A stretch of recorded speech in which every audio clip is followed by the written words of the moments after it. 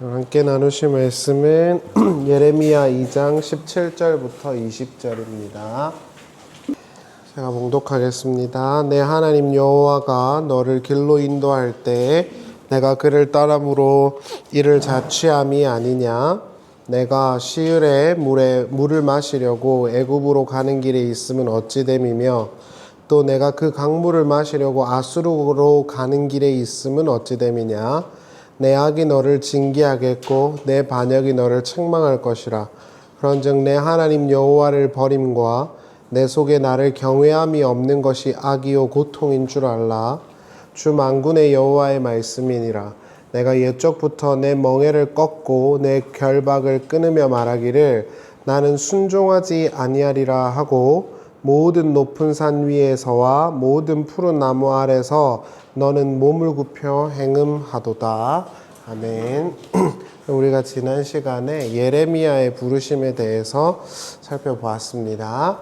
예레미야는 하나님 나라를 증언하기 위해서 급변하는 세상 속에서 부르심을 받았었죠.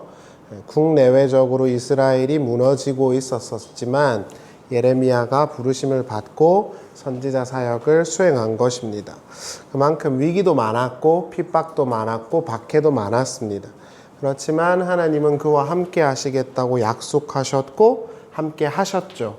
예레미야 1장 18절을 보시면 보라 내가 오늘 너를 그 온 땅과 유다 왕들과 그 지도자들과 제사장들과 그 백성 앞에 견고한 성읍 쇠기둥 노성벽이 되게 하였은즉 이렇게 나오죠. 핍박과 박해가 많지만 너는 노성전처럼 단단한 성벽이 될 것이다 이렇게 예언을 하신 거예요. 그들이 너를 치나 너를 이기지 못하리니 이는 내가 너와 함께하여 너를 구원할 것임이니라. 이 여호와의 말이니라. 하나님은 예레미야한테 견고한 성읍 세기둥 노성벽이 되게 할 것이라고 하셨고 또 구원하실 것이라고 말했어요. 우리가 알고 있는 구원은 사실 천국에 우리가 이 땅에 있다가 천국으로 가는 식이었던 구원이지만 사실 구원은 현세적인 의미가 강하게 내포돼요. 그러니까 쉽게 말하면은 나 구원받았어요 라고 말할 때 나는 천국 갈 거예요 라는 의미로 우리가 이제 통상적으로 알고 있지만 사실 성경의 언어로 보자면 내가 언젠가 죽어서 천국에 가는 것보다는 지금 우리에게 주어져 있는 위기와 어려움 속에서 하나님이 우리를 건져주셨다는 의미가 훨씬 더 강합니다. 그래서 여러분들이 구약 성경을 잘 보시면 천국에 갈 거야 이런 내용이 전무하다는 걸 아시게 될 거예요. 그러니까 구약 성경을 한번 잘 보세요. 거기 보면 너가 천국 갈 거야 이런 내용은 코멘트가 하나도 없습니다. 구원이라는 건 현재적인 의미가 강한 거예요. 오늘 예를 들어서 내가 회사 문제로 되게 힘들고 어려움이 있는데 하나님이 거기서 해결해서 잘 넘어가게 해주시는 거죠. 그런 것들이 이제 구원의 의미라고 보시는 게 맞고, 뭐 예를 들어서 가정적인 문제가 있고 아픔이 있고 질병이 있는데 거기서 하나님께서 나를 이렇게 잘 넘어가게 해주시는 거, 그런 것들이 구원이라고 보시는 게 맞겠죠. 예레미야에게 하나님이 내가 너 구원할게 라고 했을 때 천국 가게 해줄게 라는 말이 아니라는 건 누구나 다 아는 거죠. 독해력이 없어도.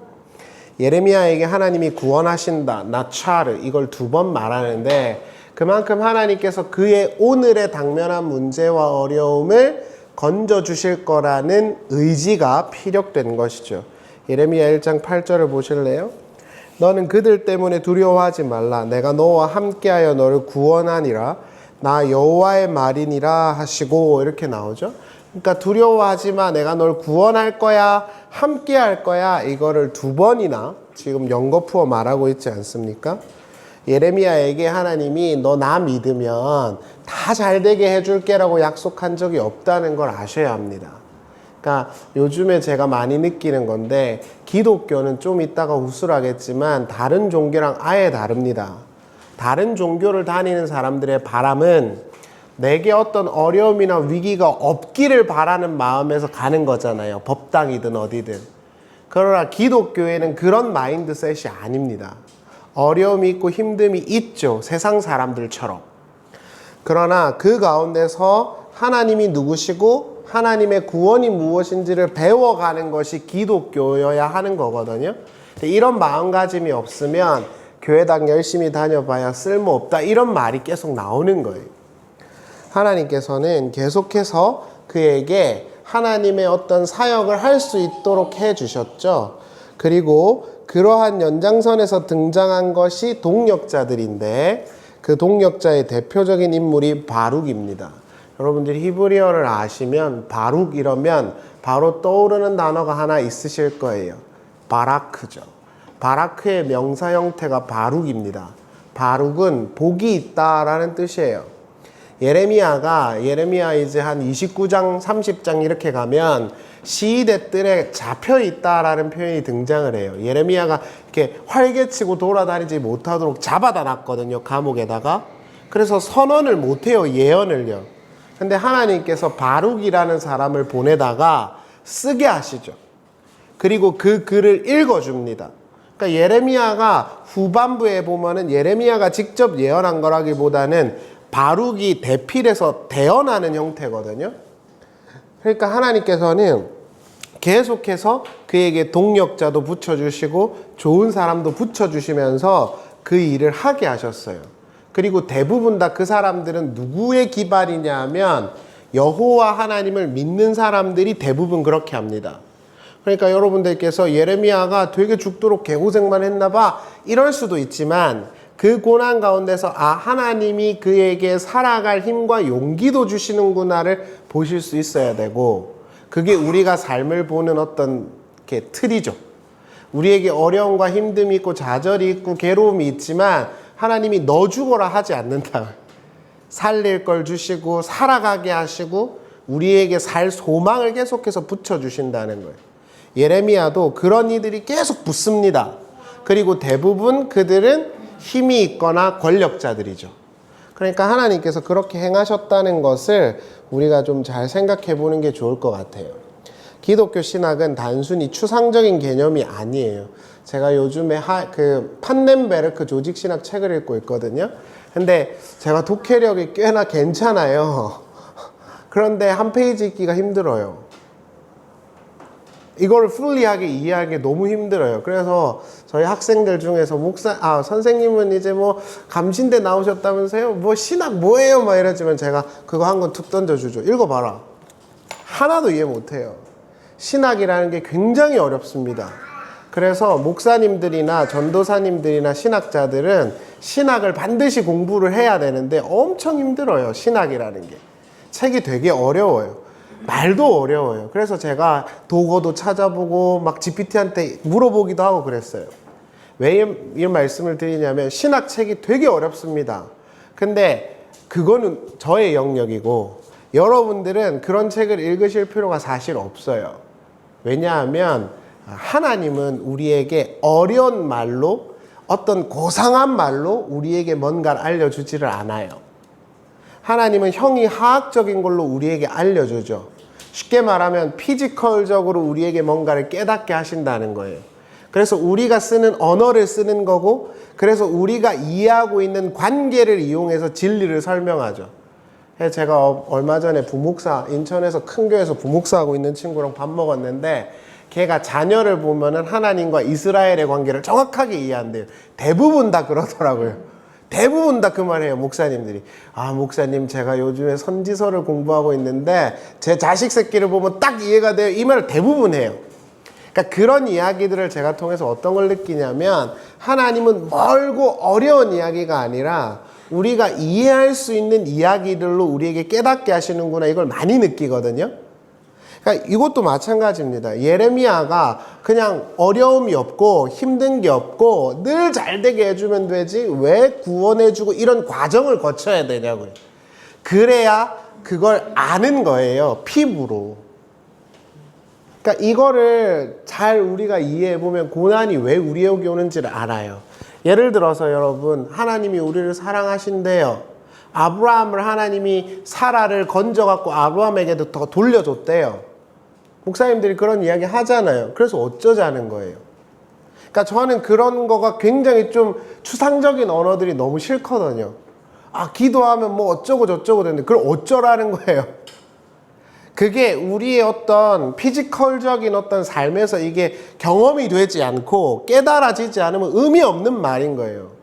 히브리어 헬라어 알면 뭐 할 거냐? 아무 의미 없어요. 내가 그거를 깨닫고 내 삶 속에서 알게 되지 않으면. 그러니까 저는 그게 되게 중요하다고 생각하거든요. 그러니까 마찬가지입니다. 왜 하나님께서 어려움과 고난을 주어서 구원하시냐고요. 그냥 다 알게 해버리면 끝나는 거지. 그렇게 하시는 이유는 그 과정 가운데서 하나님의 구원하심을 깨닫게 되기 위해서죠. 그러니까 여러분들께서도 하나님 믿어봐야 소용없다 이러시면 안 되고 그 과정이 다 지나고 나면 활자 속에 있던 하나님이 내 삶 속으로 확 뚫고 들어온다는 걸 알게 되실 거예요. 그게 예레미야의 이야기다 이렇게 보시면 되겠죠. 다른 이제 오늘 본문을 좀 보도록 할게요. 신자가 된다는 건 어떤 의미가 있을까요? 기독교인이 된다는 건 어떤 의미가 있을까요? 성경은 하나님이 그 백성을 이 세상에 있기 전에 부르시고 택하셨다라고 해요. 자, 여러분들, 우리는 하나님이 어떤 목적을 갖고 부르신 자들이라고 말하는 거예요. 그게 성경의 선언입니다. 그럼 그 목적은 뭐죠? 우리 교회 많이 다녔잖아요. 훌륭한 설교를 많이 들었잖아요. 하나님이 물어보실 거예요. 야, 너네의 삶의 목적은 뭐니? 이렇게. 내가 왜 너네를 불렸다고 생각하니? 너네는 왜 기독교인이 됐니? 이렇게 물어보신다고 해보죠. 그럼 뭐라고 답하시겠어요? 일단 요거부터 해결이 돼야 오늘 본문이 이해가 돼요. 여러분, 이를테면 세상 사람들이 교회당 안 당기고 하나님 버리고 욕하는 게 죄예요? 아니에요? 그들에게 있어서는 그게 죄가 안 돼요. 그렇잖아요. 그 사람들이 교회 안 다니고 하나님 무시하고 하나님 욕하고 뭐 래퍼들 보니까 막 신 엄청 무시하던데 그렇게 한다 해서 그들에게 그게 죄가 됩니까? 그들에게 죄가 안 돼요. 그냥 그런 거예요. 근데 왜 이스라엘한테는 하나님이 자꾸 너 나 버렸어? 그게 악이야? 죄야? 이렇게 왜 말을 할까요? 목적이 있어서 그래요. 이스라엘을 부르신 목적. 왜 우리는요, 교회당 열심히 안 당기고 하나님 무시하고 이렇게 살면 찝찝하고 막 그래야 돼요. 세상 사람들은 안 그런데. 목적이 있어서 그래요. 하나님이 신자를 부르신 목적. 이스라엘을 부르신 목적. 근데 이게 좀 어려운 게 교회당 이렇게 전도지를 딱 보면은 예수님 믿으면 행복합니다. 이렇게 시작을 해요. 그러니까 이게 설명이 잘 안 돼요. 교회 가면 분명히 행복할 거라고 생각했는데 교회를 다녀도 별로 행복한 일이 없어. 그럼 교회를 왜 당겨요? 그러니까 이런 설교들이 잘 안 되는 거예요. 오늘날 우리한테는. 에베소서 1장 4절 한번 보시죠.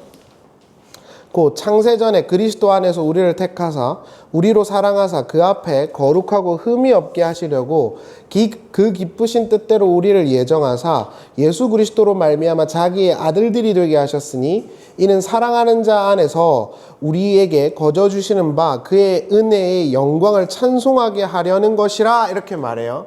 자, 하나님이 우리를 부르셨대요. 우린 하나님을 믿잖아요. 왜 부르셨어요? 이거 분명하게 말하잖아요. 하나님의 영광의 찬송이 되게 하기 위해서래요. 자, 요렇게 인정을 하면은 이해가 돼요. 왜요? 하나님만 찬양하라고 우리를 불렀는데 우리가 하나님이 아닌 다른 거를 사랑하고 찬양해요. 그럼 죄가 되죠. 맞잖아요. 지금 이스라엘의 이야기를 이해하려면 이걸 이해하셔야 돼요. 너네는 선민이야. 그런데 자꾸 죄 지었대요. 그렇게 큰 죄도 아닌 것 같아요. 하나님 잊어버리는 게 죄인가요? 세상 사람들에겐 죄가 아니죠. 근데 이스라엘에게는 죄가 됩니다. 왜냐고요? 이스라엘을 부르신 이유는 하나님을 찬양하고 하나님과 교제하기 위해서였거든요. 기독교인이 된다는 건 이런 의미입니다. 이 세상을 만드신 자와 너가 서로 교제하기로 되어 있다는 거예요. 단순히 예수 믿으면 행복해요, 복 받아요, 뭐 이런 이야기가 아니에요. 자꾸 그렇게 설교를 하고 그렇게 교회당을 댕기니까 이게 문제가 안 되는 거예요. 우리가 교회를 다니고 예수를 믿는다는 건 이런 의미예요. 하나님이 우리를 하나님의 사랑과 영원하신 진리로 교제하기 위해서 불렀다. 신과 교제하는 자가 됐다. 베드로서의 표현을 빌리면 신의 성품에 참여하게 하기 위해서 신자를 불렀다. 그러니까 신자는 하나님만 찬양해야 한다. 이게 일단 딱 박혀야 돼요. 하이델베르크 소요리 문답 1번. 사람은 왜 사는가? 뭐죠? 하나님의 영광을 누리고 찬양하기 위해서 사는 거. 그게 하이델베르크 소요리 문답의 1번입니다. 인간은 왜 사는가? 하나님의 영광을 누리고 하나님을 찬양하기 위해서 사는 거. 이게 말이 돼야, 이게 합의가 돼야 오늘 본문이 이해가 돼요. 예수 믿으면 행복해지고 기도 열심히 하면 하나님께 복 받는다. 이따구 소리는 기독교의 기도 아닙니다. 기독교의 핵심은 하나님이 영원한 진리와 사랑으로 우리를 교제하기 위해서 부르신 자라는 인식이 있어야 돼요. 그래서 나는 어떤 삶의 모양이 있더라도 하나님을 찬양하고 하나님과 사랑을 나누는 자야 라는 인식 속에서 살아야 돼요. 그게 일단 돼야 오늘 본문이 이해가 됩니다. 왜냐고요? 이스라엘 백성들이 우상 숭배를 엄청 합니다. 하나님이 엄청 원색적인 표현을 써요. 너네는 남자 여자한테 미친 아이들이야 이렇게 말해요. 성욕이 불일 듯 끓는 애들이야 이렇게 말해요. 왜 그렇게 할까요? 우상 숭배를 하는 이유는 딱 한 가지입니다. 복 준다고 하니까. 행복하게 해준다고 하니까. 기복주의라고요. 근데 예수님 믿으면, 하나님 믿으면 너무 행복해지고 열심히 교회 봉사하면 복 받습니다. 이렇게 이해를 하고 교회를 다니는 사람들이라고 해보죠. 그러면은 바알이나 부처나 법당이나 뭐가 다르냐고요. 그러니까 교회당도 댕기고 법당도 댕기고 무당한테도 찾아가고 그러는 거예요. 그런데 단순히 복을 받기 위해서 기독교회를 다니는 게 아니구나를 알아버린 사람들, 하나님만 예배하고 하나님만 사랑하도록 우리가 부르심을 입었다는 걸 이해하는 사람들, 그들에게 있어서는 그게 죄가 되죠. 그러니까 우리가 이걸 일단 인정을 해야 됩니다. 하나님이 우리를 만세전에 부르셨대가 중요한 게 아니라 하나님이 우리에게 하나님이 누구신지를 알고 하나님 나라가 뭔지를 알게 하기 위해서 우리를 부르셨고, 우리가 그걸 누리면서 하나님을 찬양하기 위해서 부르심을 입은 자들이야 라고 딱 각인을 하면 오늘 본문이 이해가 되죠. 왜 우상 숭배하면 안 됩니까? 단순히 이스라엘은 복 받으려고 하나님 믿는 게 아니어서 그래요. 근데 이게 경계선이 허물어져 버렸죠. 그러니까 막 자꾸 지성이면 감천이라는 식으로 교회당 와서 열심히 기도하고 봉사하면 복 준다 있다고 소리들 하는 거예요. 복을 위해서 기독교회가 존재하지 않습니다. 그게 바로 우상 숭배인 거죠. 하나님만 사랑해야 되는데 하나님이 아닌 다른 것을 추구하는 거. 이게 우상 숭배죠. 그게 죄인 겁니다. 예레미야 2장 3절을 보세요. 이스라엘은 여호와를 위한 성물 곧 그의 소산 중 첫 열매이니, 자 여러분, 여호와를 위한 성물, 그게 첫 열매라 그래요. 첫 열매는 처음 것은 항상 하나님의 것입니다. 이스라엘 율법을 보면 항상 그래요. 장자는 하나님의 것이에요. 이스라엘은 하나님의 것이에요. 하나님이 선택한 거예요. 자, 우리가 계속 이야기했죠. 이 이스라엘은 누구요? 우리요. 이 자부심이 있으셔야 된다니까. 하나님이, 이 세상을 만드신 하나님이 우리를 자기의 것으로 삼으셨대요. 얼마나 감사해요. 근데 그렇게 하신 이유가 뭐냐 하면 하나님만 예배하기 위해서예요. 예를 들면 오늘 하나님께서 우리한테 예를 들어서 좋은 일거리도 주시고 좋은 자리도 주시고 너무 좋은 것도 주셔서 하나님 감사해요. 그것도 있고, 때로는 참고 인내해야 되는 것도 있는 거예요. 그렇게 하나님께 이렇게 이끌려가는 거 있죠. 그게 이스라엘의 삶의 양식이어야 돼요. 그런데 우상은 뭐냐 하면 내가 원하는 게 있잖아요. 그러면 그거를 딱 정해놓고 계속 주세요. 이게 우상 숭배예요. 뭐가 편할까요? 솔직히 여러분, 예를 들어서 초파일날 법당 가시는 분들을 폄하하는 건 아니지만 그렇게 한 번 가는 거랑 매주일마다 아침에 와가지고 이렇게 끌려오는 거랑 뭐가 편합니까? 당연히 법당이 편하죠. 그러니까 우상 숭배하는 겁니다. 이거를 일단 명확하게 인지해야 합니다. 자꾸 하나님 거야, 하나님이 날 예정하셨어, 그러니까 너무 좋아, 할렐루야, 여기서 자꾸 끝나요. 그거 어쩌라고요? 뭘 위해서 부르셨는지를 생각을 해봐야 된다는 것이죠. 예레미야 2장 4절을 보세요. 야곱의 집과 이스라엘 집 모든 족속들아 여호와의 말씀을 들으라. 나 여호와가 이와 같이 말하노라. 너희 조상들이 내게서 무슨 불의함을 보았기에 나를 멀리하고 가서 헛된 것을 따라 헛되이 행하느냐. 여기서 헛된 거 히브리 말로 헤벨이에요. 여러분 전도서 1장에 그러죠. 솔로몬이 헛되고 헛되니 전부 다 헛되다. 이게 그 단어예요. 너네가 우상을 숭배하고 아무것도 아닌 걸 숭배하는데 그건 말 그대로 아무것도 아닌 거야. 그래서 니네는 아무것도 아닌 게 되는 거야. 지금 그 이야기예요. 있음이시고 유일한 생명이신 하나님을 찬양하고 영원 속에서 하나님과 교제하도록 부르심을 받은 너희가 그 자리를 벗어버리고 그냥 하나님이고 나발이고 필요 없어. 나 잘되게 해주면 돼. 라는 식으로 헛된 걸 추구하네. 여러분 세상 사람들도 다 알죠. 돈과 명예가 헛되다는 거. 모르는 사람이 어디 있습니까? 철학자들도 다 알지. 근데 대안이 없는 거예요. 마찬가지입니다. 이스라엘 백성들이 왜 우상을 추구했느냐? 번영과 다산을 위해서예요. 그런데 문제는 뭐냐면 하나님은 그걸 주기 위해서 우리를 부른 게 아니라는 거예요. 우리가 교회 다니면서 한 가지 꼭 기억해야 하는 게 있습니다. 뭐냐 하면 하나님 믿는다고 해서 늘 잘 되는 게 누차 말씀드리지만 아니라는 거예요. 힘들기도 하고 어렵기도 하고 견뎌내야 하기도 해요.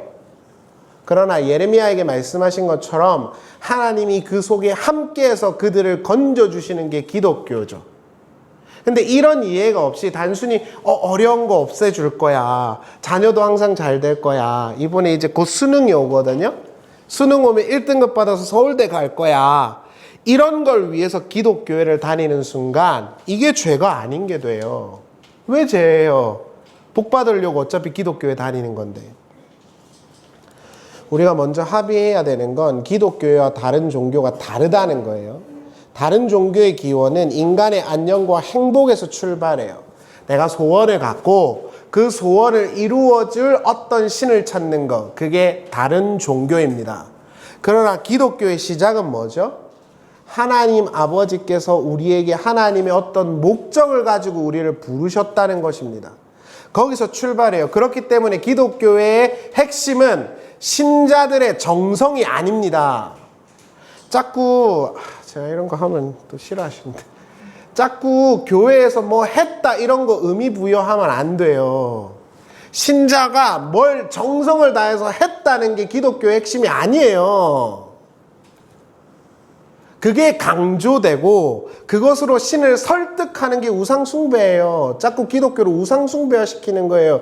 열심히 기도하시면 하나님 들어주십니다. 이런 거 다 우상숭배라고요. 하나님이 우리에게 뜻과 목적을 갖고 있어서 우리에게 뭔가 깨닫게 하시고 지도하시는 게 기독교예요. 그래서 기독교는 하나님이 코어에 있는 거예요. 인간이 아니라. 근데 자꾸 하나님이 아니라 인간의 종교심과 헌신을 코어에다가 두잖아요. 그럼 누가 주인공이 돼요? 인간이 주인공이 되잖아요. 내가 주인공이 된다고. 그게 바로 우상숭배인 겁니다. 이스라엘 백성들은요, 성전에서 열심히 했다니까요, 지금도요. 교회당 안 댕긴 게 아니에요. 지금 이 당시에 예레미야 시대 때요. 성전에 사람들이 빠글빠글했어요. 그러니까 자꾸 기도 열심히 해서 응답받자. 지성이면 감천이다.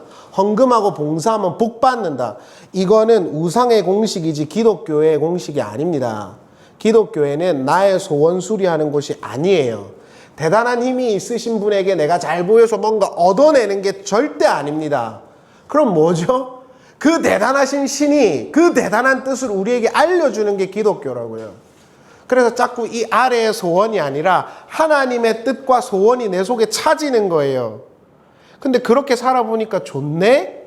그래서 자원하면서 끌려가는 거예요. 여러분들도 억지로 그냥 예수 믿으세요. 그래서 오신 건 아닐 거 아닙니까? 이 아침에. 뭔가 있고 그게 더 나은 것 같으니까 설득되고 있는 거예요.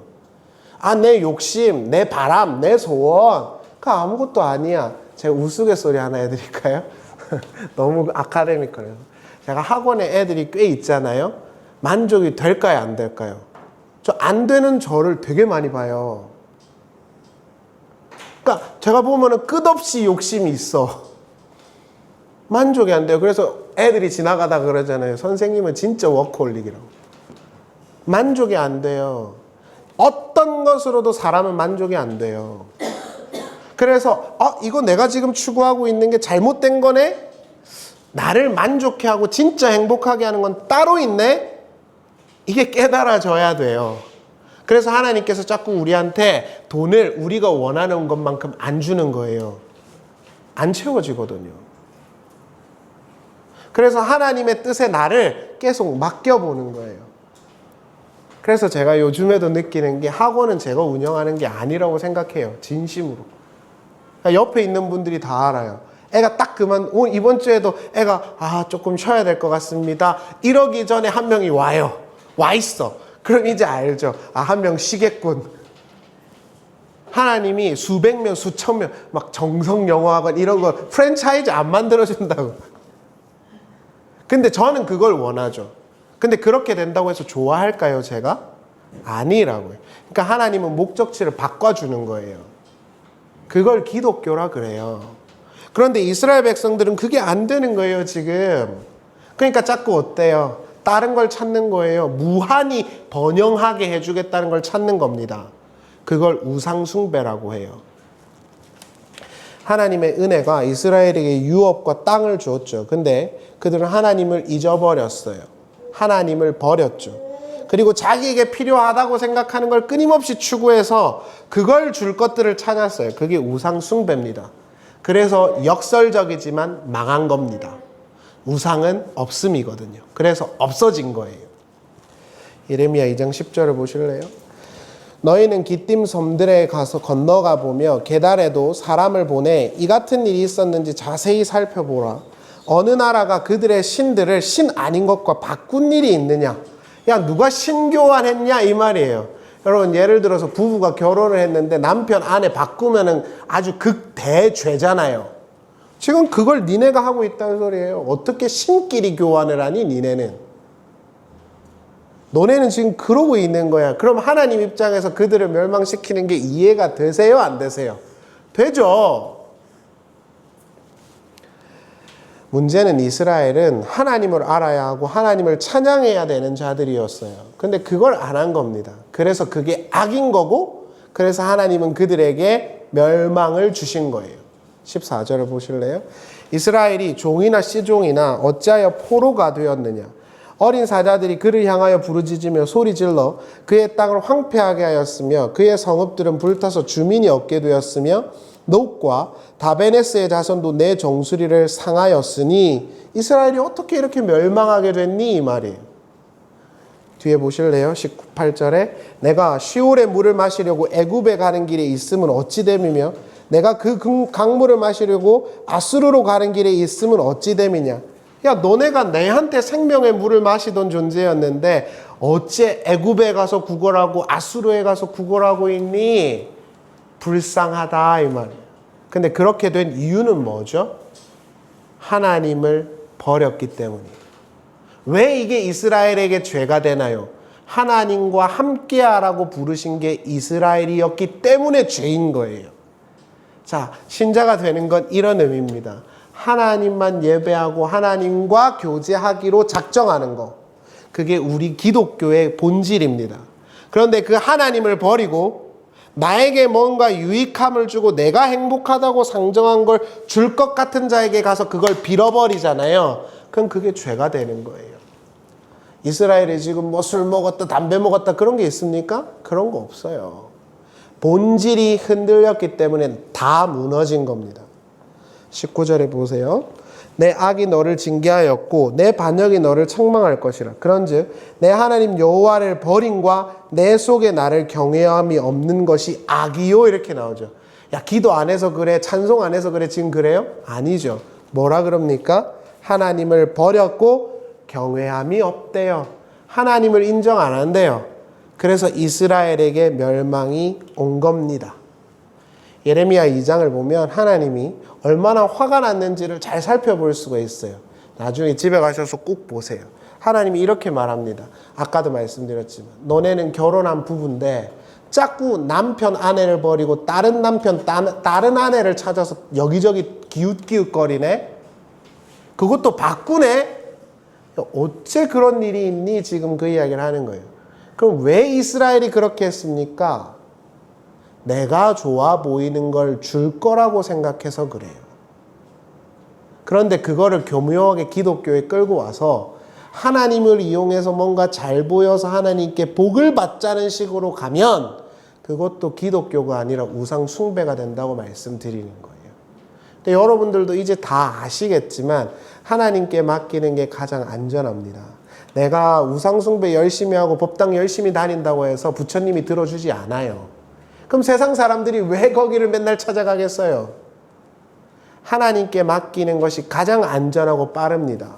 제가 어른분들도 계시지만 11년 목회하면서 요즘에 참 좋아요. 감사하고 행복하고. 사람들이 저한테 그러거든요. 행복해 보인다고. 제가 이거를 크게 해야지, 내 목표로 갖고 뭔가 열심히 해야지 했을 때는 한 번도 누리지 못한 것들을 누려요. 근데 그때는 몰랐어요. 하나님이 인도하시는 대로 가는 것이 가장 안전하다는 걸. 그러다 보니까 자꾸 금식도 하고 막 부흥회도 쫓아다니고 그랬던 거예요. 그런다고 해서 행복해지지 않아요.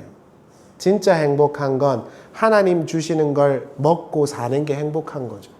그래서 하루하루 먹이시고 입히신 거예요.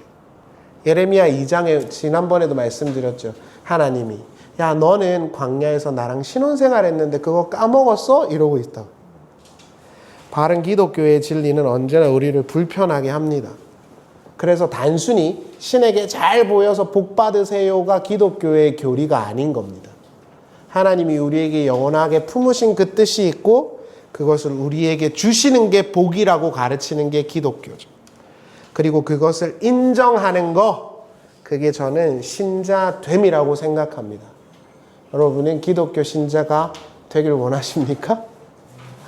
그렇다면 내 삶의 목적이 이와 같다는 걸 한번 잘 생각해 보세요.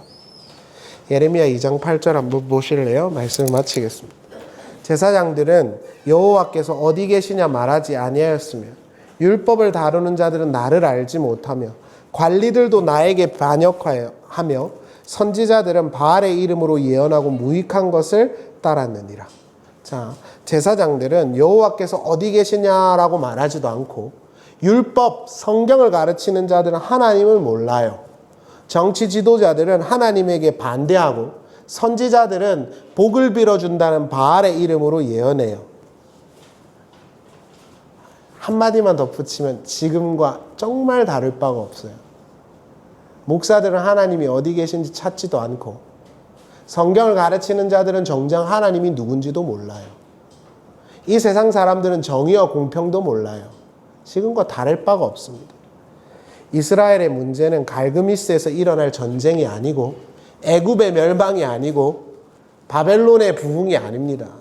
이스라엘의 문제는 하나님을 찾지 않은 것입니다. 하나님을 잊은 것이고 하나님 아버지를 버린 것입니다. 그게 우리에게는 죄가 된다는 걸 기억하세요. 오늘날 뉴스에 나온 목사님들과 교회의 행태를 보세요. 정말 하나님을 무서워합니까? 경외하다가 존경하다. 야레거든요. 히브리 말로. 두려워한다는 뜻이에요. 하나님이 두려우면 불법적으로 어떻게 세습을 강행합니까? 무서운 줄 모르는 거예요. 지금 우리가 그런 시대를 살고 있다는 걸 기억하십시오. 제가 원고를 쓰고 다 올리진 못했는데요. 이것만 말씀드리고 마치겠습니다. 여러분, 성막 있잖아요. 성막에는 텐트가 이렇게 있습니다. 그리고 제일 안쪽에는 지성소가 있어요. 지성소에는 뭐가 있냐면 이런 덮개판이 있고 그 덮개판 위를 속죄소라 그럽니다. 헬레스테리온. 거기서 하나님이 거기서 이스라엘과 만난다 그래요. 자, 다른 건 다 이제 잊으셔도 돼요. 자, 요 위에서 하나님을 만난대요. 자, 지성소에 이스라엘 백성들 들어갈 수 있어요? 없어요? 퀴즈입니다. 없죠? 대제사장만 들어가요. 그럼 하나님이 지금 이거 모욕한 거 아닙니까? 나 거기서 만날 거야 이랬는데 요 위에서 만난다 그러는데 요 못 들어가요. 그럼 어떻게 만납니까? 아, 대제사장을 통해서 만난다?